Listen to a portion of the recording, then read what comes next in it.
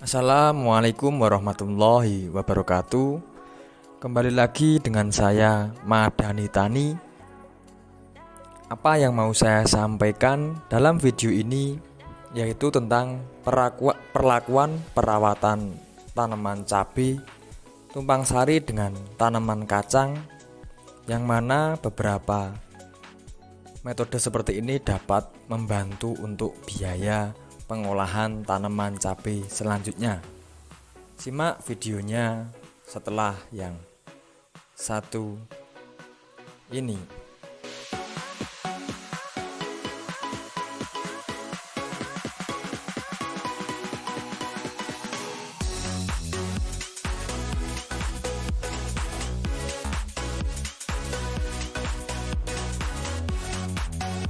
Baik sahabat petani semua, sebelum kita masuk dalam konteks pembahasan tentang budidaya tanaman tersebut, alangkah lebih baiknya kita simak dulu seperti apa kondisi tanaman yang ada di lahan ini agar tidak menjadi hal yang penasaran.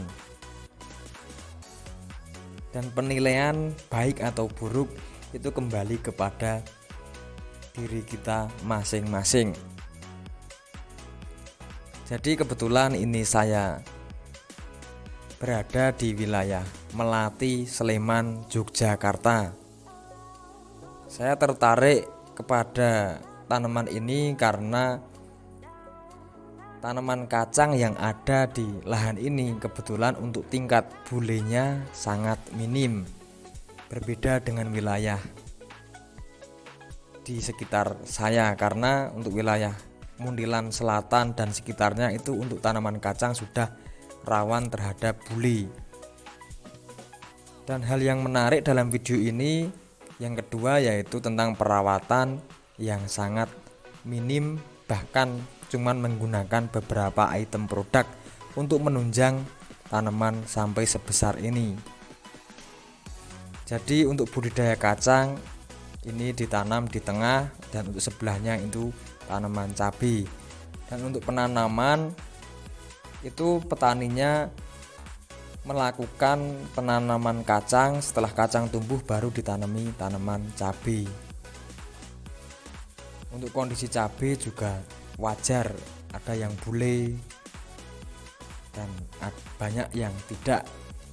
Ya memang kalau untuk tanaman cabai rawit tidak lepas dari serangan bule.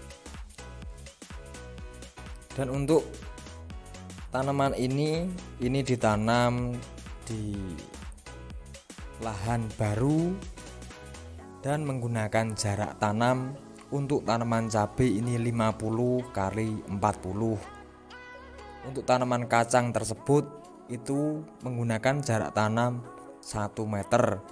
Jadi di selah-selah tanaman cabai itu dikasih selah satu yang tidak ditanami, karena ujar beliau kalau semua ditanami di selah-selah cabai atau di perempatan lubang tanam cabai nanti takutnya terlalu rimbun sehingga nanti dapat menutupi tanaman cabai tersebut. Untuk tanaman cabai ini benihnya ori 212 dan dilakukan perempelan di atas. Jadi cuma ditinggal anakan itu sekitar 3-4, selebihnya itu dirempel. Untuk sistem perempelan itu setiap petani mempunyai kriteria masing-masing, dirempel atau tidak. Yang saya tahu itu tidak masalah, cuman kalau saya lebih suka dirempel karena tanaman cenderung akan tinggi.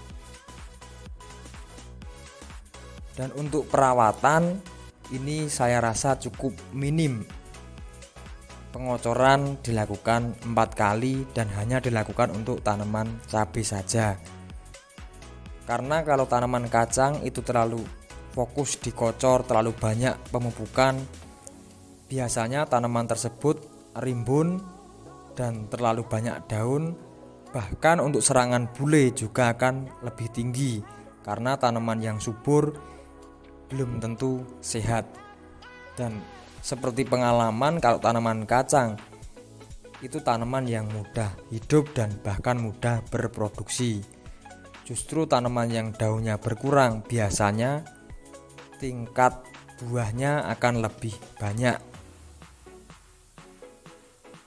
Terkait penyemprotan, ini cuman menggunakan abamectin, insektisidanya menggunakan lanet biru. Untuk pengocoran ini cuman menggunakan rendaman kotoran hewan intil, itu direndam dikasih EM4 lalu digunakan per 1 ember 10 liter itu sekitar 500 sampai 1 liter per ember, ditambah NPK grower. Dengan perlakuan seperti itu, namun untuk tanaman tersebut bisa dibilang sudah bagus dan sudah vigor. Mungkin karena lahan sekitarnya juga mendukung. Jadi untuk perawatan dan perlakuan tanaman itu kita menyesuaikan kondisi lahan masing-masing tempat. Karena setiap lahan, setiap wilayah itu mempunyai tingkat biaya dan tingkat perawatan masing-masing. Jadi kita tidak bisa pukul rata, tergantung kita menyesuaikan kondisi lahan yang ada di sekitar kita. Mungkin di sini bisa minim biaya karena di sebelah tanaman tersebut atau lingkungan tanaman tersebut itu sangat minim tanaman seperti ini, jadi untuk siklus hama dan penyakit sangat rendah. Biaya perawatan tentang tanaman itu memang sangat konkret tergantung wilayah masing-masing. Jadi mungkin ini sekedar gambaran kecil dan sekedar contoh belaka bahwa budidaya itu tidak semena-mena biayanya tinggi. Tergantung kita menanamnya di mana dan tergantung kita memilih lahan, dan lahan itu sangat tinggi menentukan keberhasilan dalam kita berbudidaya.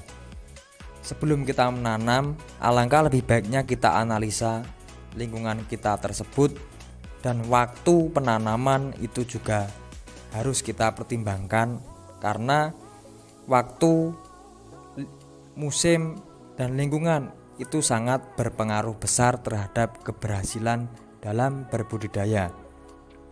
Mungkin hanya ini dulu yang bisa saya sampaikan. Banyak salah dan kurangnya mohon dimaafkan. Terima kasih yang sudah support channel ini. Semoga video-video yang saya sajikan bisa bermanfaat dan bisa menambah kapasitas referensi kita semua untuk belajar berbudidaya dan menjaga kestabilan pangan untuk negara ini. Wassalamualaikum warahmatullahi wabarakatuh.